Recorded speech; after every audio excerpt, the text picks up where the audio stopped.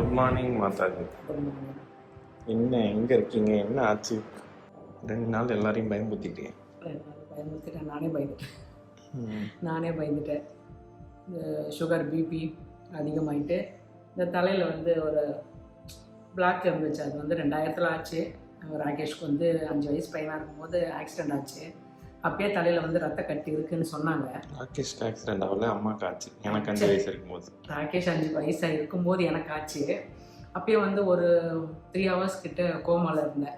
அப்போ எங்கள் டாக்டர் வந்துட்டு யார் நானுன்னு ஊசி போட்டு கேட்கும்போது தான் எனக்கு அது தெளிஞ்சுது. இல்லைனா அப்பயே கோமாவில் போயிருக்க வேண்டியது. கடவுள் ஒரு தடவை தப்பிச்சு விட்டாரு.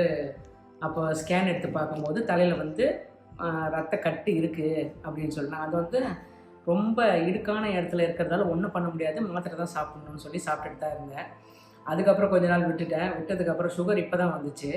சுகர் வந்து செக் பண்ணும்போது இந்த தலையும் கொஞ்சம் செக் பண்ணும்போது அந்த பிளாக் அப்படியே தான் இருக்குது, மாத்திரை போடணும் அப்படின்னாங்க.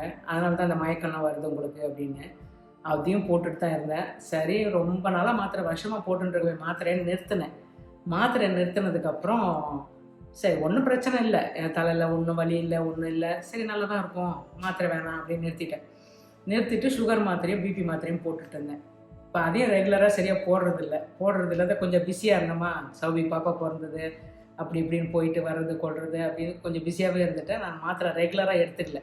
ரெகுலராக தூங்குறதும் இல்லை. தூங்குறது இல்லாத அது எல்லாருக்கும் நார்மல் தான். பாப்பா பார்த்துக்கணும், அவளும் பார்த்து பார்ப்போம். குழந்தை பெற்ற பொண்ணு இல்லை, அவளும் பார்த்துக்கணும், நானும் மாற்றி பார்த்துப்போம்.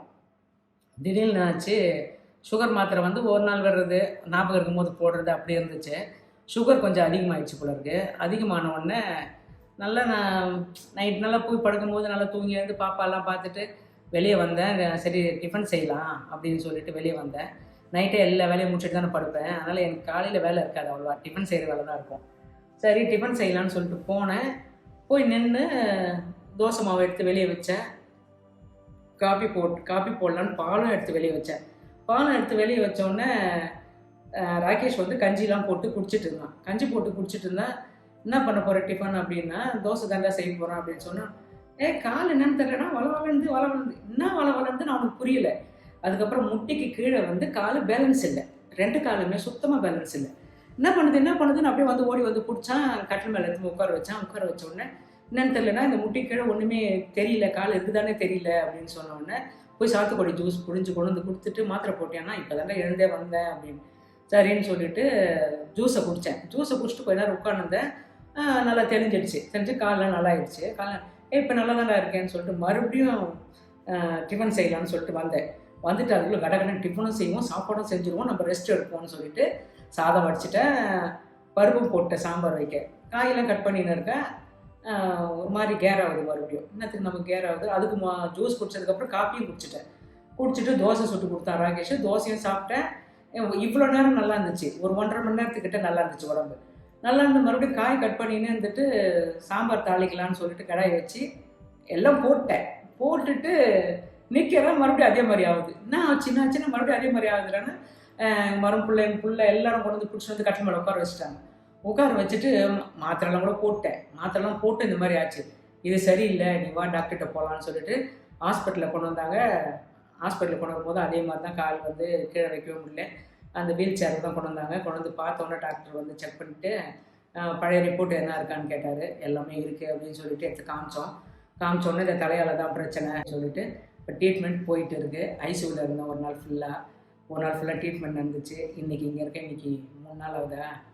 2 நாள் ஆகுது. திங்கக்கிழமை வந்தோம், செவ்வாய், இன்னைக்கு புதன்கிழமை, 3ஆம் நாள் எங்கள் ரூமுக்கு மாற்றிருக்காங்க. இப்போ டாக்டர்ஸ் வந்து பார்த்துட்டு போனாங்க. நல்லா இருக்கீங்களான்னாங்க. நல்லா இருக்கேன் அப்படின்னேன். இப்போ சாயந்தரம் அனுப்புவாங்களா என்னன்னு தெரியல. இதான் நடந்தது என் உடம்புக்கு. இப்போ வந்து மாத்திரை டாக்டர் வந்து கண்டிப்பாக சொல்லிட்டாங்க, 3 மாத்திரை, பிபி மாத்திரை, சுகர் மாத்திரை, இந்த தலைக்கு மாத்திரை கண்டிப்பாக போட்டாங்கன்னா பேக்கில் கையில் மாத்திரை எப்பவுமே வச்சிருங்கன்ற அளவுக்கு சொல்லியிருக்காங்க. கடவுளோட புண்ணியம் தான். 3 தடவை 4 தடவை போயிட்டு வர்றேன். இன்னும் ஜூஸை குடிங்க. இப்போ ஜூஸ் குடிக்க போகிறேன். இப்போ என்னென்னா சுகர் இல்லாமல் தான் எப்பவுமே ரொம்ப சுகர் சேர்த்துக்கிறது இல்லை. லைட்டாக சும்மா கொஞ்சம் காப்பியில் போட்டுப்பேன். இப்போ அது கூட போடக்கூடாதுன்னு முடிவு பண்ணிட்டேன்.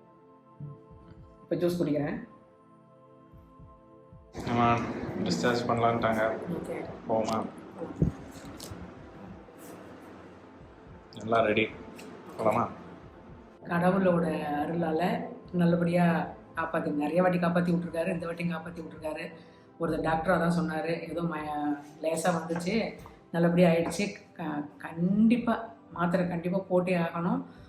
என்னென்ன மாத்திரை கொடுக்குறோமோ அதை விடாமல் சாப்பிட சொல்லியிருக்காரு. விடாமல் சாப்பிட்டா எனக்கும் நல்லது நான் புரிஞ்சுனேன். இன்னும் ஒரு பழமொழி இந்த படத்தில் சொல்லுவாங்கல்ல, அப்புறமா சாவு பயத்தை கைட்டும் காட்டிட்ட போகிற மாட்டேன். அந்த மாதிரி கடவுள் வந்து எனக்கு சாவு பயத்தை காட்டிட்டேன். ஒரு பக்கம் போயிடுச்சுன்னு நினச்சேன். எங்கள் பையன்கிட்ட கூட சொன்னேன், கை கால் விழுந்துரும் போல இருக்கிறேன், எனக்கு முடிஞ்சிச்சு அவ்வளோதான் அப்படின்னு. கடவுள் புண்ணியத்தில் நல்லபடியாக காப்பாற்றி விட்டாங்க. மாத்திரையை நான் கண்டிப்பாக சாப்பிடணுன்ட்டு மைண்டில் ஏற்றிக்கிறேன். அதுக்கப்புறம் அவ்வளோதான், முடிஞ்சிச்சு. வீட்டுக்கு கிளம்ப போகிறேன். போகலாம். இப்படி தான் போகிறேன். இந்த லட்சணத்தில் பார்த்தே இருக்க மாட்டீங்க. எனக்கே ஒரு மாதிரியாக இருக்குது. ஸ்கேன் பண்ணுறதுக்காக மொத்தத்தையும் கைட்டினது வீட்டுக்கு போயிடுச்சு நகைங்களாம், அதனால் போட முடியல. எனக்கே ஒரு மாதிரி பார்த்துக்கலாமா? எனக்கு ஒரு மாதிரியாக இருக்குது. இந்த மாதிரி நகைலாம் இல்லாமல் அம்மாவை ஃபஸ்ட் இப்படி தான் பார்க்குறீங்க. உங்களுக்கு என்ன இதில் தோணுதோ அந்த கமெண்ட்ஸை போடுங்க. வீல் சேர்ல தான் வந்தாங்க, இப்போ திருப்பி வீல் சேர்ல கூட்டு போகலான்னா நான் நடந்து தான் வருவேன் அப்படிங்கிறோம். வீல் சேர்ல தான் வந்தேன், நடந்து போகிறேன். கடவுளுக்கு ரொம்ப ரொம்ப நன்றி. நான் நடந்தே போகிறேன், கொஞ்சம் நல்லா இருக்கு. அவங்க சிஸ்டர் கேட்டாலும் அதே சொல்லுங்க, டாக்டர் கேட்டாலும் அதே சொல்லுங்க. நான் நடந்து போனாலும் எனக்கு இல்லைன்னா ஒரு மாதிரி ஆகிடும்.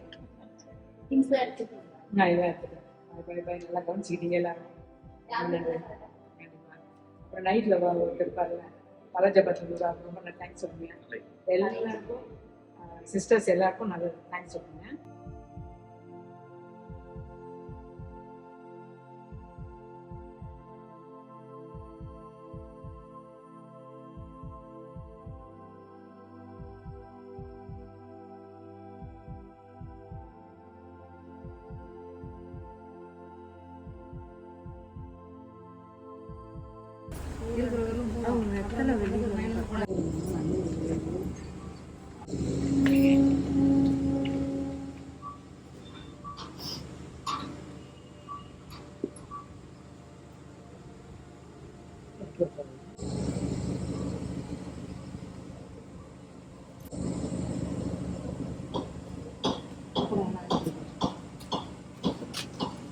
Thanks for coming.